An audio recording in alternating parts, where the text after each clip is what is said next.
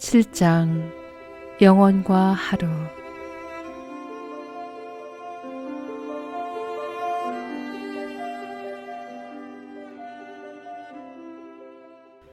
죽음을 앞둔 사람들이 가장 후회하는 것은 삶을 그렇게 심각하게 살지 말았어야 했다는 것이다. 우리 모두는 별의 순례자이며 단 한 번의 즐거운 놀이를 위해 이곳에 왔다. 우리의 눈이 찬란하지 않다면 어떻게 이 아름다운 세계를 반영할 수 있는가?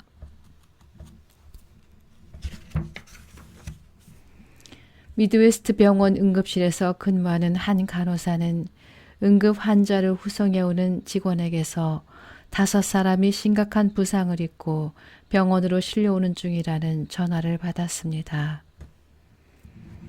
그렇지 않아도 심각했던 상황은 부상자 한 명이 간호사의 남편으로 밝혀지면서 더욱 복잡해졌습니다.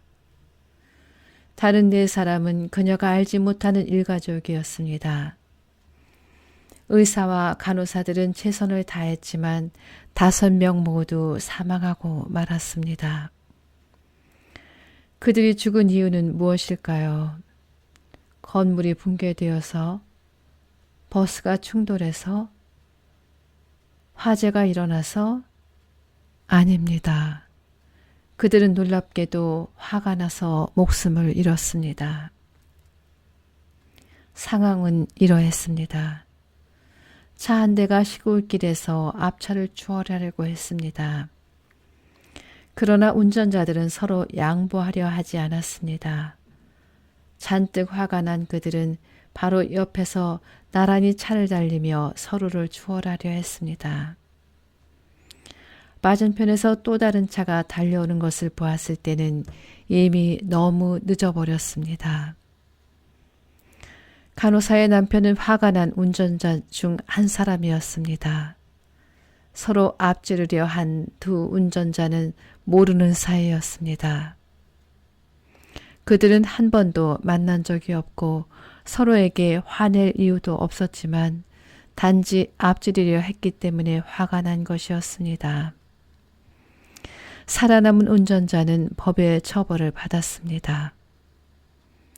세 가족은 화에서 비롯된 이 비극적인 사고에 절망했습니다. 전문가들은 오늘날 미국에서 일어나는 자동차 사고의 가장 큰 원인으로 화를 꼽습니다. 누구나 한두 번쯤은 화가 난 상태에서 운전해 본 경험이 있을 테지만 다행히도 앞의 사건처럼 극단적인 결과로 치닫는 경우는 드뭅니다. 그러나 이 두 남자가 그랬듯이 화가 쌓이게 놔두면 화는 부정적인 힘으로 돌변할 수 있습니다. 우리는 화에 지배당하기 전에 우리가 그것을 다스릴 수 있도록 건전한 방식으로 화를 푸는 법을 배워야 합니다. 화는 인간이 가진 자연스러운 감정이며 일반적인 상태에서는 밖으로 표현되면 몇 분, 몇 초도 지속되지 않습니다. 영화관에서 줄을 서고 있는데 새치기를 당하면 우리는 아마 그 사람에게 1분가량 화를 낼 것입니다. 자연스럽게 화를 내고 그것을 표현하면서 1분가량 지속하는 것은 나쁜 일이 아닙니다. 그러나 화를 폭발시키는 식으로 부적절하게 표현하거나 그것을 억제해서 쌓이게 할 때 문제가 발생합니다. 그렇게 되면 어떤 상황에 대해 필요 이상으로 지나치게 화를 내거나 아니면 전혀 화를 내지 않는 것으로 끝맺게 됩니다. 억압된 화는 단순히 사라지는 것이 아니라 해결되지 않은 채로 마음속에 남습니다. 이 작은 화들을 그때그때 풀어주지 않으면 그것은 점점 커지다가 되게 엉뚱한 곳에서 폭발합니다. 앞에 두 운전자는 이런저런 화난 일들을 오랫동안 가슴속에 가득 담고 있다가 서로를 만났을 때 그것을 폭발시킨 것입니다. 불과 몇 초 만에 그 화는 화산처럼 폭발했습니다. 화가 쌓여서 생기는 또 다른 문제점은 우리에게 상처를 준 사람들이 자신들의 행동에 책임을 질 준비가 되어 있는데도 우리는 그 사실을 받아들이려 하지 않는 것입니다. 잘못을 인정하는 상대방의 사과가 진실한 것을 알면서도 계속 화가 난다면 그것은 오래된 화입니다.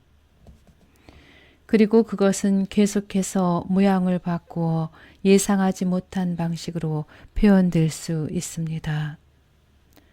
화내는 것은 잘못이라고 가르치는 가정에서 대부분의 사람들이 성장합니다. 또 어떤 이들은 아주 사소한 문제에도 크게 화를 내는 가정에서 자랍니다. 화내는 것과 같은 자연스러운 감정을 표현하기에 좋은 역할 모델을 갖지 못했다는 것은 어찌 보면 놀랄 일이 아닙니다. 화가 나는 감정을 어떻게 다룰지 고민하는 대신 우리는 그것의 정당성을 의심하고 엉뚱한 곳에 화풀이하고 무조건 억누르려고 노력합니다. 그러나 화를 내는 것은 정상적인 반응이며 알맞은 시간과 장소에서 적절하게 표현할 때는 매우 쓸모가 있습니다. 이를테면 화를 내는 환자들이 더 오래 산다는 사실이 많은 연구 결과를 통해 입증되었습니다. 그들이 자신의 감정을 잘 표현하기 때문인지 아니면 그들이 화를 내므로써 더 많은 보살핌을 받기 때문인지는 잘 모르겠습니다. 알다시피 화를 내면 주위 사람들의 행동이 달라지고 그럼으로써 주위 환경을 바로잡는 데 도움이 됩니다. 따라서 그것은 우리의 삶에 알맞은 경계선을 설정해 줍니다. 부적절하거나 폭력적인 방식으로 표현되지 않는 한 화를 내는 것은 유익하고 건강한 반응입니다. 신체의 중요한 경고 체계 중 하나인 화의 감정을 무의식적으로 억눌러서는 안 됩니다. 화가 난다는 것은 우리가 상처를 입었거나 우리에게 필요한 것이 충족되지 않았음을 말해줍니다. 많은 상황에서 그것은 정상적이고 건강한 반응입니다. 반면에 죄의식과 마찬가지로 무언가가 우리 사고 체계의 경계선을 넘어섰다고 신호를 보냅니다. 위험한 일을 당했을 때 화를 내는 것은 건강한 반응입니다. 문제가 되는 것은 그런 감정에 솔직하게 행동하지 않을 경우입니다. 때로 우리는 화를 내는 것에 두려움을 느끼며 그것을 부정하다가 더 이상 화를 낼 수도 없게 됩니다. 화의 감정이 늘 우리의 삶을 집어삼키는 무서운 야수의 모습을 띠는 것은 아닙니다. 그것은 단지 하나의 감정일 뿐입니다. 화나는 감정을 지나치게 분석하려 한다거나 그것이 타당한지 적절한지 정당한지 묻는 것은 소모적인 일입니다. 그렇게 하는 것은 우리에게 과연 감정이 필요한지 의심하는 것과 같습니다. 화는 경험해야 할 감정일 뿐 판단의 대상이 아닙니다. 우리의 다른 감정들처럼 화내는 것 역시 의사소통의 한 형태이며 상대방에게 어떤 메시지를 전달하는 역할을 합니다. 불행히도 많은 사람들이 그 메시지에 진지하게 귀를 기울이지 않습니다. 종종 우리는 그것을 어떻게 느껴야 할지조차 모릅니다. 화가 난 사람들에게 당신은 어떻게 느끼세요? 하고 물으면 그들은 내 생각으로는 하고 애써 냉정하게 대답합니다. 그것은 감정적인 질문에 대한 이성적인 대답입니다. 그것은 뱃속에서 나오는 것이 아니라 머리에서 나오는 것입니다. 우리는 뱃속에서부터 느끼는 감정과 솔직하게 접촉해야 합니다. 많은 이들이 이것을 어렵다고 생각하지만 눈을 감고 한쪽 손을 배에 갖다 대면 쉽게 느낄 수 있습니다. 이 단순한 동작은 우리의 진실한 감정과 접촉하게 해줍니다. 아마도 뇌가 아닌 몸을 사용하기 때문일 것입니다. 우리 사회에서는 스스로의 감정과 접촉한다는 것 자체가 매우 낯설게 느껴집니다. 그것은 인간이 몸을 통해 느낀다는 사실을 잊었기 때문입니다. 우리는 이성과 감정을 분리해 생각하는 경향이 있습니다. 이성의 지배를 받는 것에 너무나 익숙한 나머지 당신은 자신의 감정과 몸에 대해서는 거의 잊고 있을지도 모릅니다. 당신이 일상생활 속에서 내 느낌은 하고 말하는 것보다 내 생각으로는 하고 말하는 횟수가 얼마나 많은지 돌아보십시오. 화를 낸다는 것은 상처를 치유하지 못하고 있음을 의미합니다. 상처가 현재의 고통인 반면 화는 가끔씩 찾아오는 고통입니다. 이 상처들을 쌓아두기만 하고 밖으로 표현하지 않으면 점차 화로 자라게 됩니다. 상처들이 오랫동안 쌓이면 치유하기가 점점 더 힘들어집니다. 그러다가 마침내는 그것을 화라고 인식하지도 못하게끔 됩니다. 그 감정을 품고 사는 것에 익숙해진 당신은 마침내는 화의 감정을 자기 존재의 일부로 인식하기 시작합니다. 그리고 스스로를 나쁜 사람이라고 판단하게 됩니다. 이렇게 해서 화의 감정은 자기 정체성의 일부가 됩니다. 우리는 이런 자신의 정체성으로부터 오랫동안 쌓여온 해묵은 감정을 제거하는 일부터 시작해야 합니다. 자신의 좋은 면을 기억하고 자신이 누구인지 기억하기 위해서는 화를 풀어 주어야만 합니다.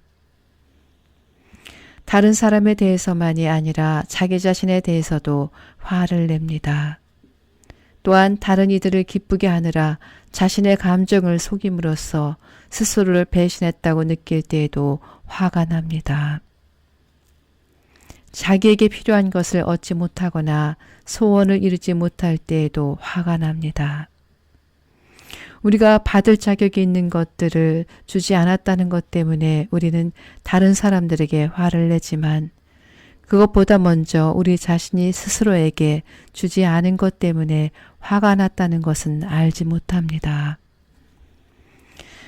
때로 우리는 자신에게 무엇이 필요하다고 말하는 것을 조심스러워하는데 이 사회에서는 그것이 마치 스스로를 약하다고 인정하는 것처럼 여겨지기 때문입니다.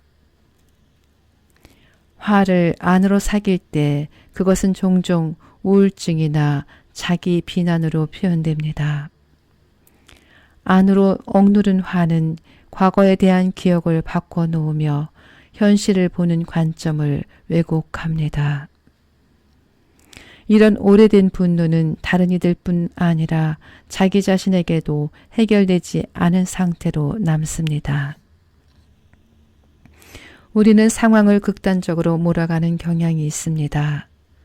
화를 억누르고 있다가 한순간에 폭발시키고 다른 이들과 자신을 비난하는 경우가 그것입니다. 살면서 자연스럽게 화를 표현해 오지 않았기 때문에 화내는 것을 나쁘다고 생각하는 것은 당연한 일입니다. 소리 지르는 사람을 성질 나쁜 사람이라고 여기는 것은 당연한 일입니다. 하지만 소리를 지르지 않는다고 해서 평화롭거나 화내는 일로부터 자유로워진 사람이라는 뜻은 결코 아닙니다. 배우인 고 안소니 퍼킨슨의 부인 베리 베렌슨 퍼킨슨은 세상의 가장 매력적인 여성 중 한 사람일 것입니다. 그녀는 우아함과 품위, 따뜻함을 두루 갖추고 있어 만나는 사람을 금방 편안하게 합니다. 그러나 그 부드러운 미소 뒤에는 엄청난 고통이 숨겨져 있었습니다. 다행히도 그녀는 표면 아래 살아있는 분노를 상대할 용기를 지니고 있었습니다. 그녀는 그것에 대해 공개적으로 말한 적은 없지만 어떤 자리에서 이렇게 말했습니다. 나는 이 얘기를 당신과 함께 나누고 싶어요. 다른 사람들에게도 도움이 될 것 같아서요. 사람들은 각자 다른 방식으로 슬픔에 대처하죠. 가장 중요한 것은 슬픔에 대해 이야기하고 화를 표현할 방법을 찾는 거예요. 많은 사람들이 이미 끝난 일이잖아. 아니면 화내지 말고 참아 하고 말하지만 그들은 당사자와 같은 경험을 하지는 않았어요. 그것을 겪은 사람으로서 나는 그것이 얼마나 힘든 일인지 잘 알아요. 어느 날 나는 내가 거의 매일 화가 나 있었다는 사실을 알게 되었어요. 아이들을 키우는 것을 도와줄 사람이 없어서 화가 났고 내 일을 처리해 줄 누군가가 항상 곁에 있었는데 그 사람이 없어진 것에 화가 나기도 했고 그러다 앤소니가 내 곁을 떠나서 화가 났고 그것이 내 가슴 밑바닥에 깔린 감정이었어요. 나는 화를 내면서도 그 이유를 모르고 있었던 거예요. 나는 엉뚱한 곳이나 스스로에게 화풀이하고 있는 나를 발견했어요. 언젠가는 내 안의 분노를 완전히 벗어던지고 싶어요. 나는 분노의 감정을 더 많이 들여다본 사람일수록 그것을 더 잘 풀어버릴 수 있다고 생각해요. 난 앤소니에게 편지를 썼고 분노의 감정들을 마음속에서 내보내기 위해 많은 노력을 했어요. 그러기 위해서는 상대방에 대해 당신이 가진 좋은 감정들을 끌어내는 것이 중요해요. 그렇게 함으로써 분노의 감정 사이에서 균형을 잡을 수 있어요. 남편이 갑자기 세상을 떠나자 나는 무척 충격을 받았고 견딜 수 없이 혼란스러웠어요. 계속해서 화를 억눌렀고 그것은 곧 우울증으로 변했죠. 나는 그를 너무나 사랑했기 때문에 무슨 이유로든 그를 원망하고 싶지 않았어요. 하지만 어쩔 수가 없었어요. 나는 분노의 감정에 대해 많은 것을 배웠어요. 지금까지 내가 한 번도 내 안에 화난 감정과 접촉하지 않았다는 것을 깨달았죠. 많은 부부들이 이따금 화를 내지만 우리는 화를 내며 싸운 적이 없어요. 가족이니까 싸움을 피해야 한다고 생각했죠. 그리고 서로에게 상처가 될 말을 하지 않으려고 노력했어요. 우리는 서로에게 너무나 잘해 주었어요. 또 화가 날 만한 상황들을 피해갔죠. 그러나 마음속에 화를 내보내지 않고서는 용서하기 힘든 법이에요. 화를 많이 내보낼수록 더 많이 용서할 수 있는 거예요. 두려움을 제대로 처리하지 못하면 분노로 변합니다. 또한 두려움을 회피하거나 자신이 두려워한다는 것조차 알지 못할 때 그것은 화로 변합니다. 그 화를 처리하지 않으면 심한 분노가 되는 것입니다. 우리는 두려움을 표현하기보다는 화를 내는 데 더 익숙합니다.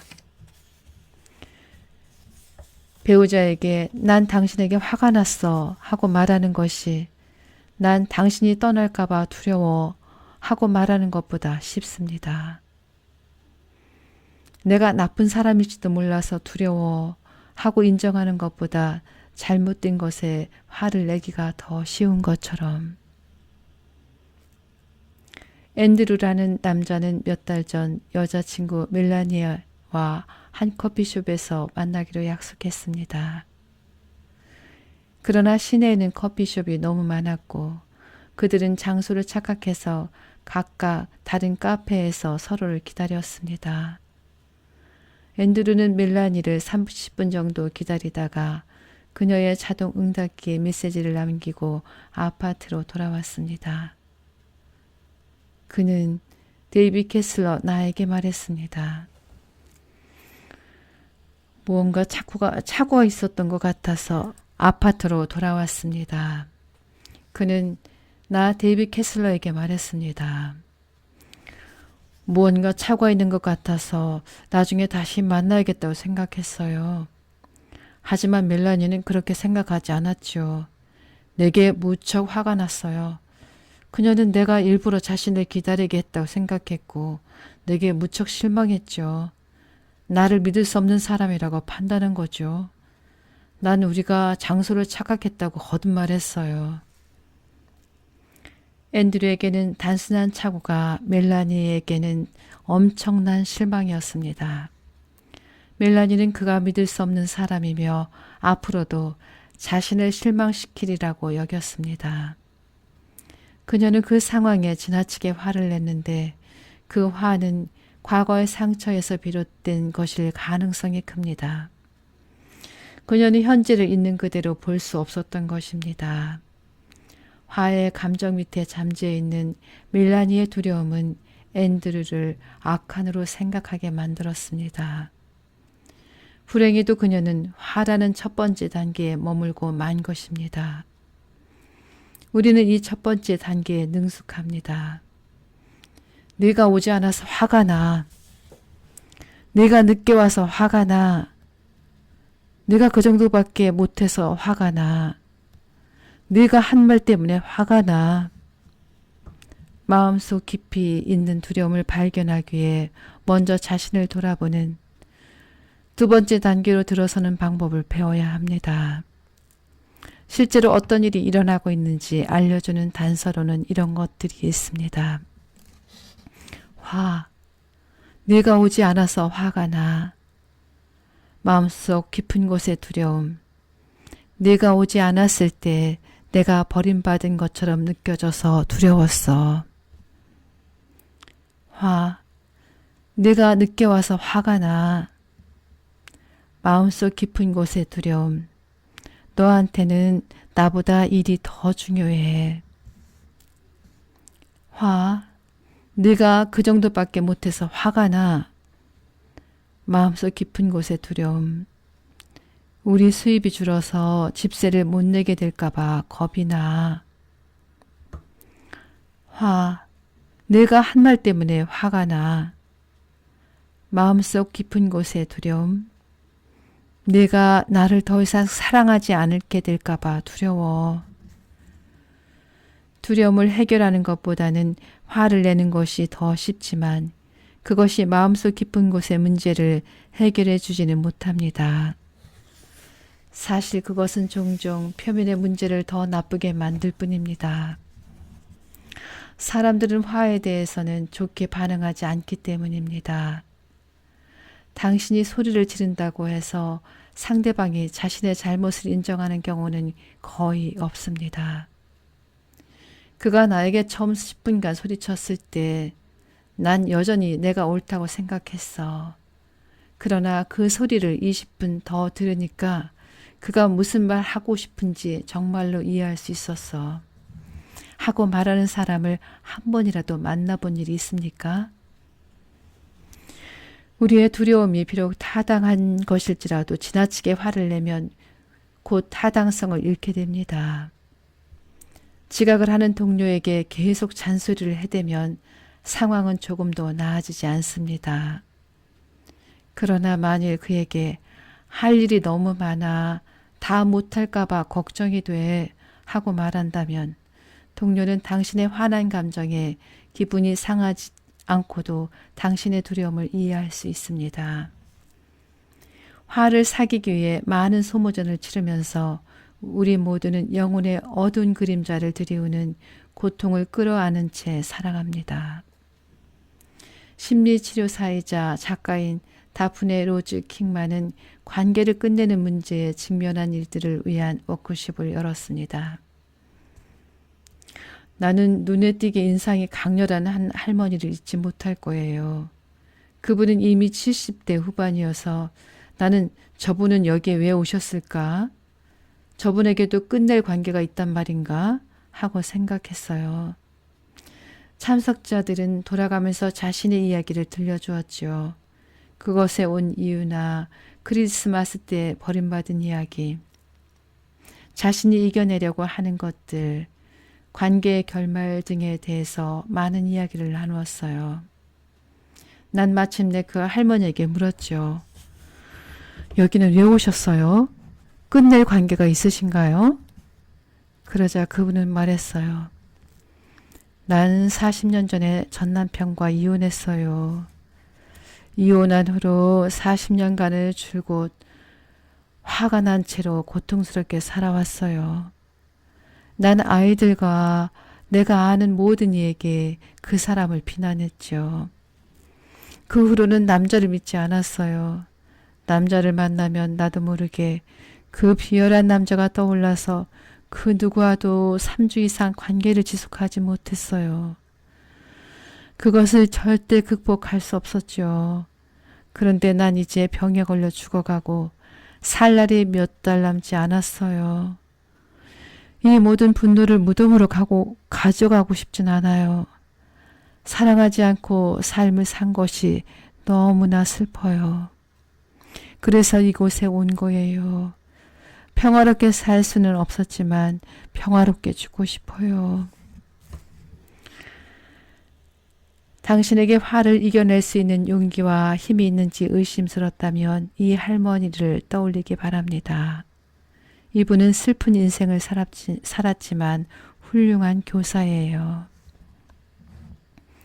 우리의 사회가 화내는 일을 나쁘고 잘못된 것으로 여기기 때문에 우리는 그것을 건강하게 표현하는 방법을 알지 못합니다. 화의 감정에 대해 이야기하거나 그것을 밖으로 표현하는 데 익숙하지 못합니다.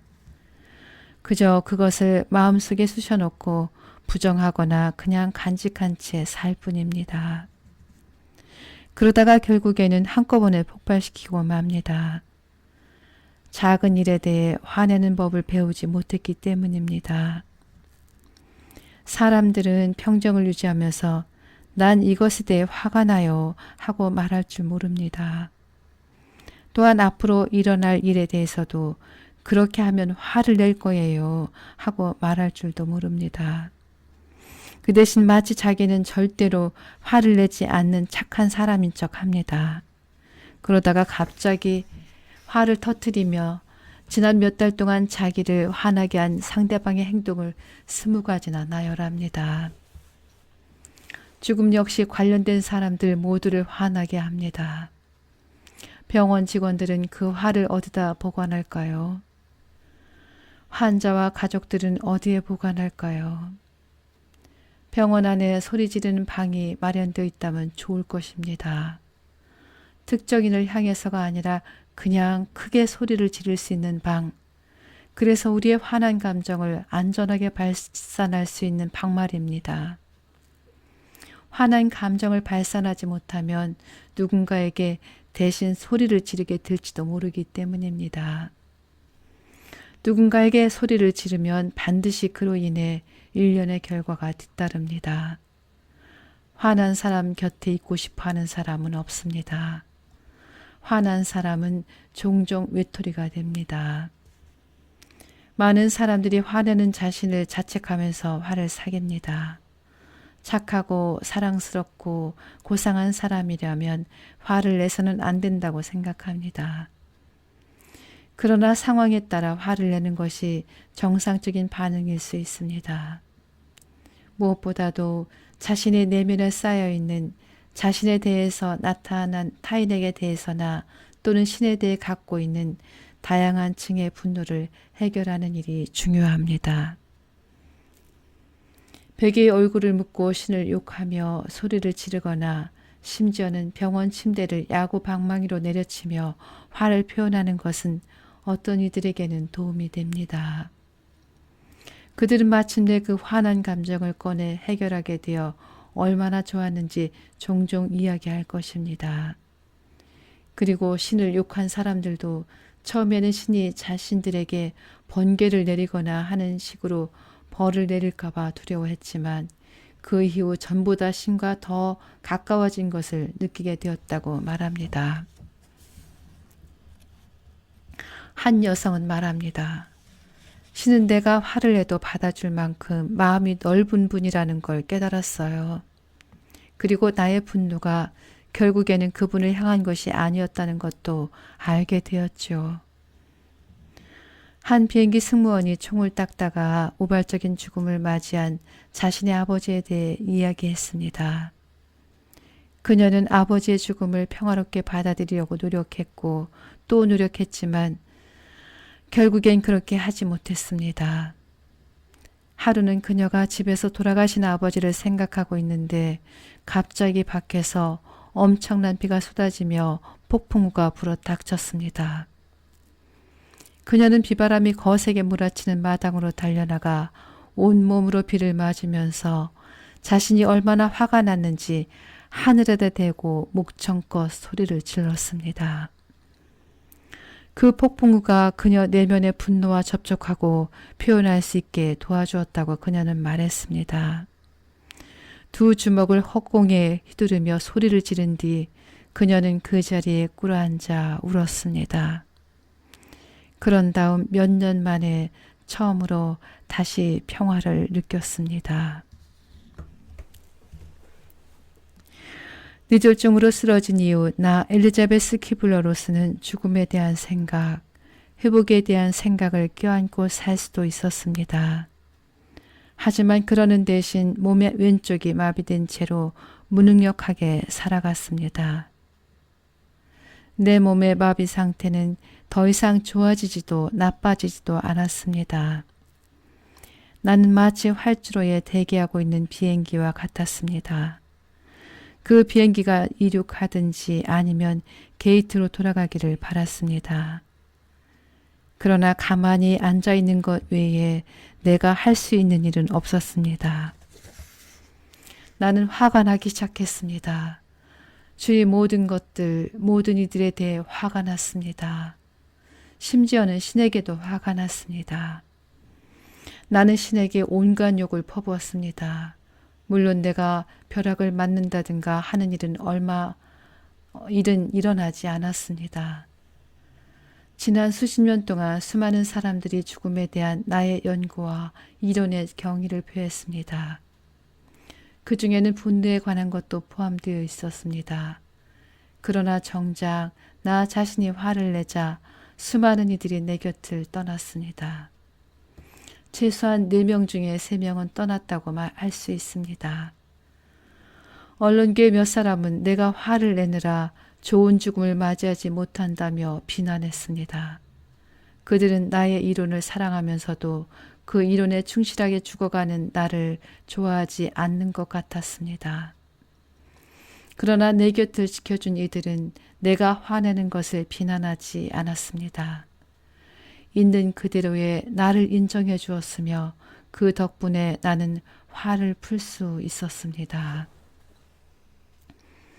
나는 환자들에게 죽기 전에 화를 풀어야 하며 그것을 감추어서는 안 된다고 가르쳐 왔습니다. 처음 쓰러져서 병원에 입원해 있을 때 한 간호사가 실수로 내 팔꿈치 위에 앉았습니다. 나는 너무 아파 소리를 지르며 그녀를 호되게 내리쳤습니다. 하지만 사실 그녀를 진짜로 친 것이 아니라 다른 쪽 팔로 치는 신용을 했을 뿐입니다. 그러자 그들은 나를 호전적인 환자라고 차트에 기록했습니다. 이것은 의료계에서 너무나 흔한 일입니다. 정상적인 반응을 보인 환자를 과장해서 기록하는 것입니다. 우리는 상처를 치유하고 다음 단계로 나아가기 위해 이곳에 왔습니다. 갓난아기와 어린 아이들은 감정을 솔직히 느낀 후에 다음 단계로 나아갑니다. 울고 난 뒤 잊어버리고 화를 낸 뒤 잊어버립니다. 사람은 죽음의 시기에 이르면 다시 어린 시절로 되돌아가 정직해집니다. 죽음을 눈앞에 둔 사람들은 난 두려워요 또는 난 화가 나요 하고 쉽게 말할 수가 있습니다. 그들과 마찬가지로 우리도 더 솔직해지는 법과 화내는 법을 배워야 합니다. 화는 우리 삶에서 스쳐 지나가는 감정이어야지 존재 그 자체가 되어서는 안 됩니다.